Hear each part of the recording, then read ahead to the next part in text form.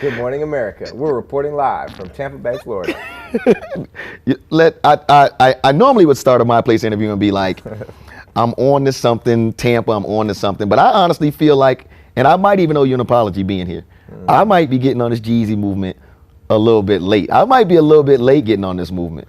Nah, man, I mean, it takes time, it takes time for the whole world to kind of like, when you have, ambitions and goals that are that lofty, when you want the world, it's like you're not going to get it overnight. Right. And you got to understand that, man. It's all good. It's a gradual process.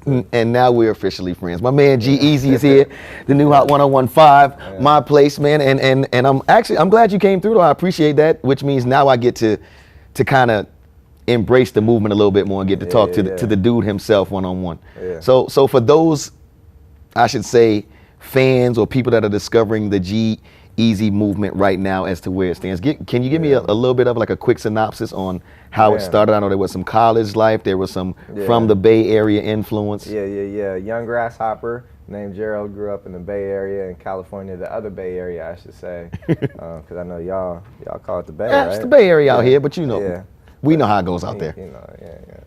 So a little youngster grew up in the Bay Area, and I started rapping maybe when I was like 13. Okay. And making beats around the same time. I mean, I was just, what me and the homies were into. Like, some people play basketball, some people whatever. Like, that's just what I was into. I was into music, and I was really into music. Right. Like not just like, every once, but like really, really like every day. Like, this is all I cared about. My mom's like, this kid's crazy. Like, this is all he wants to do. Like, literally every day, all day. So, she's an artist. Okay. And she just saw like kind of like the creativity, behind it, and was just like, he's creating instead of doing bad. He's not out there, you know what I mean? Like, or I was, but not, you know what I mean? Right, like, but it was a focus, something you had a dream about that was there. Right. And she knew that like the more time we spent in the studio was, you know what I mean, the least time like, whatever else. And we just really like, that's what, every day, you know what I mean, after school, just catch the bus back to my spot, and me and all the homies would just like, just make beats and rap, and then I moved to New Orleans, and I was like 18. Was there some scholarship action to New Orleans? Yeah, because the school, it was for music business. Okay. And you know what I mean, like, think about it, a kid making and recording his own music at home. Right. I bootlegged Photoshop and taught myself how to make album covers for it, you know what I mean? And would save my money, go to this print shop in downtown Oakland, have them cut and printed and slip them in jewel cases and really slang these CDs. Like, so there was like a business side behind it, you know what I mean? There was like a young entrepreneurial, you know what I mean, kind of like hustle to it. It wasn't just like, like, I want to know the business. I want to know how to get. Yeah, I want to be for real. So that was, I never really did well in school. I didn't want to go to college. I just wanted to, chase this dream, the music thing. But I had the situation. They liked me a lot. They saw that in me, the school in New Orleans. So they gave me a scholarship to go there, and my mom basically was like, you don't have a choice. That's what mom stepped into and get some more guidance, which is a good thing too. Mom's the one person you can't say no to. Right. So yeah, I went down to New Orleans and continued to, study my craft and build it, and one step at a time. One step at a time. I mean, let me ask you this, because fast forward a little bit, and I give you big props too, and I think a lot of artists should get this that are watching this, new artists who want to do it. You studied the craft, not just making the music, but you also started to understand the marketing of yourself, how you wanted to be positioned and that sort of thing. How important was the internet to what you do? Man, the internet was the door. Think about it, man. I mean, like, before, when I was like 10, 11, 12, 13, like, up until then, the gatekeepers were the record labels. When I was like 14, 15 is when MySpace came out. Gotcha. So all of a sudden, the doors were wide open. And that, to kids watching this today, might take that for granted. Right. When you think about SoundCloud, or you think about, whatever, how easy it is to sell your music on iTunes today. Back then, that was brand new. That was a revolutionary thing, that you could make music at home on say a $100 microphone, upload it to MySpace, and release music. Right. this idea we take for granted. So, you know, the internet was, you know, the door into any kind of possibility. Right. Because before that, the doors were fully closed. And you had quite a few things going, and there was a lot of focus. And then, where was the turning point at to where it was like people are now talking about G-Eazy? Man, I don't know, man. There was never like an overnight, you know, success or hit single or there was a mixtape though. There was a mixtape. It was a mixtape. Yeah.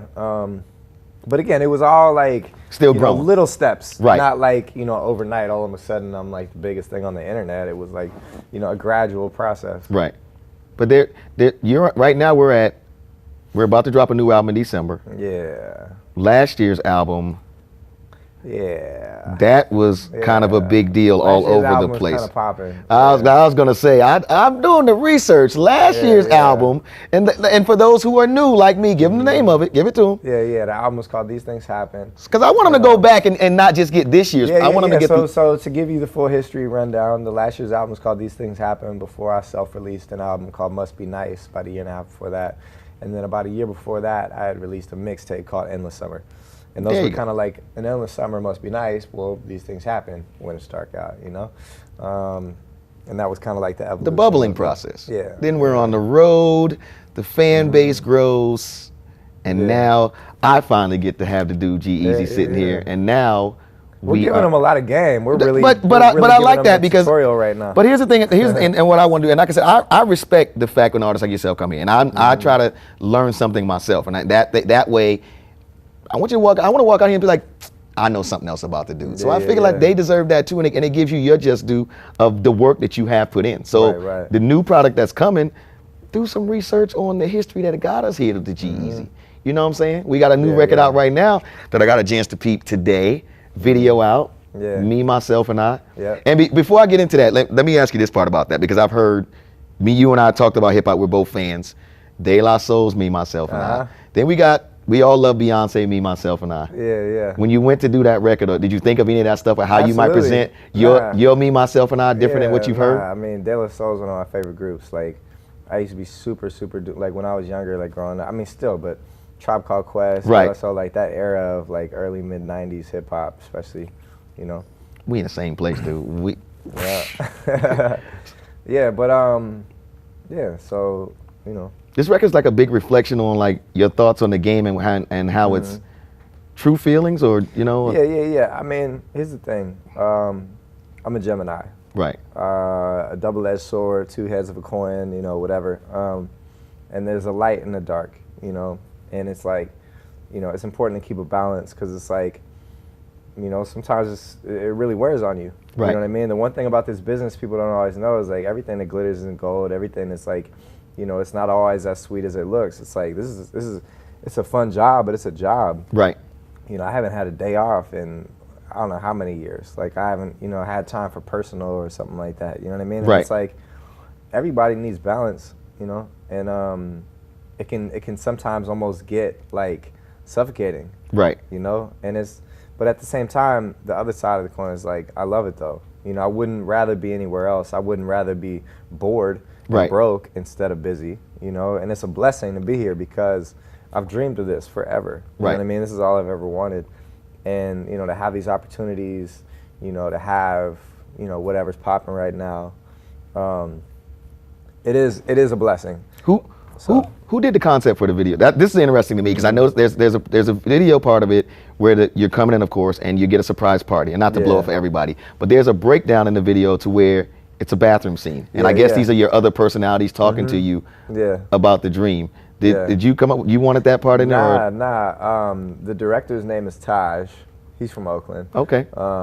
And he actually, I'd followed his career, you know, since the beginning. I mean, he was like a hero, right? Who made it out of the Bay, and moved to LA and became one of the biggest directors in the music business. Done videos for everybody, you name it, and. All of a sudden, he vanished. He disappeared. He stopped doing videos for a whole year, and this was his first video back. He said he had been waiting for a project that really like spoke to him. Right. And he said he just connected with the song, like he had felt like that. You know what I mean? Like almost like suffocating from that Hollywood lifestyle, the pressure, the expectations, the schedule, the no time for personal. And he had this idea for the video, and he envisioned that bathroom scene of me having a conversation with all these different sides of my personality, right, all in one room, you know what I mean, like yelling at each other, arguing. And it just, you know what I mean, it was like, how do you know what's going on so well without us ever having a conversation? Right. You know what I mean? We just clicked. So, I mean, that's how I feel in any sense of collaboration, is when we're going to come together to creatively, like, make something. Right. Let's have it make sense. Let's understand, you know, what we're going for, and have, you know, share a vision. And we just clicked. That's dope. Which brings me to the album. Mm-hmm. The new album is going to be? Yeah, When It's Dark Out. Comes out December 4th. It'll be available everywhere. So you can go get it at your local Walmart, local Target, local Tower Records. Collaborations. Who'd you work with? I know you got your own team, and then you do a lot. You do a lot of your own production and stuff as well. Who else did you work with on it? I got some great producers on there. Southside, DJ Spins, shout out 808 Mafia, Boy Wonder. Okay. Yeah, and then as far as collaborations, I definitely have the Bay on the album. I got E40, Too Short, Keisha Cole, Kaylani. Yeah, and then Big Sean, Chris Brown. I'm liking that. I'm liking that. Yeah. Speaking of the Bay, and not this Bay, the Bay out west. How important were those legendary dudes like the Too Shorts? And do your research, people. Do your research. The Too Shorts, the E40s, the Spice Ones, the Tupacs. Yeah. Even like a Keisha Cole coming out of there. How important were those people? We're very much like the Bay is unto its own. It's almost like a bubble. Right. Culturally, it's like we support our own. Right. You know, and that sometimes keeps it within that bubble. You know, sometimes it's why it's been hard for, like, you know, some real like true Bay Area music to transcend and break out of the Bay. Right. You know, it's like, because, you know, it's such a unique place, but it's a very rich place culturally, musically. You know, the hyphy movement was what I grew up, you know what I mean, like during, like those years, like 2006 was like the most influential year in my life musically. That was right around the time I was finishing high school and really like, you know, in love with making music and just in it, and just like, but then I moved to New Orleans and nobody understood none of the slang, and nobody knew who Mac Dre was, and I was so confused. I'm like, this is my world. Right. How do you not, what? Tell me when to go. Do you not know that song? Like, what do you mean? So, yeah, it was an eye-opening kind of like, what? This is a big question to me, and I want to ask you because of what you just told me about the Bay. You're in Tampa Bay right now. Here in Tampa, and I'm going to bring you up a little what's going on here. Tampa has what I would guess called their own scene. But one of the things that they fought with, and they talked to the DJs about it, they put these posts up, they say this and that and the other about, why can't the Tampa artists break out of Tampa?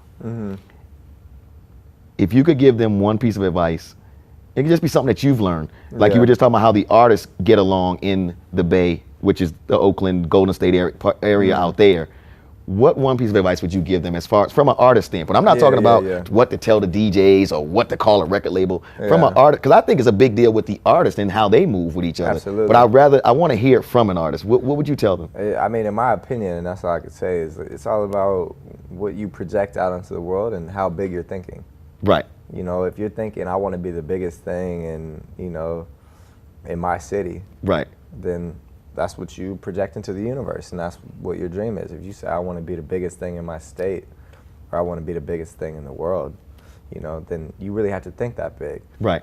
And you have to understand that, like, it's going to be a balance of, like, creating a sound that's true to your scene and your culture and you know what I mean, what's going on there. Right. But also thinking bigger, making music that's universal, that people outside of your scene can also relate to and identify with. Right. And you know what I mean? It's like, if that means being less true to where you're from or something like that, I would disagree, because it's like, you have to have that balance. You have to bring some of where you're from and your influence, but also match that with, like, thinking globally.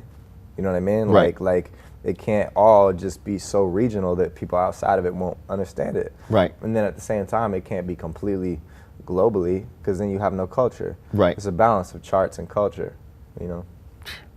We could probably talk this music business all day. I mean, we could probably just teach a class or something. Like, dude, I appreciate talking to you, and come sign up. You feel me? I want to talk to you more in the future. For right now, though, the single is out right now. Me, Myself, and I. Me, Myself, and I, and the album When It's Dark out, December 4th. December 4th, and you are on the road constantly. Yeah, we don't leave that road, man. My suitcase just never gets unpacked. Dude's name is G-Eazy. Follow me. I'm still learning too, man. But I appreciate and respect artists like this, man. This is like a growth, and you got to respect that, man. I appreciate you stopping by, man. G-Eazy, the other Bay Area. Get that. MyPlace, man. We here.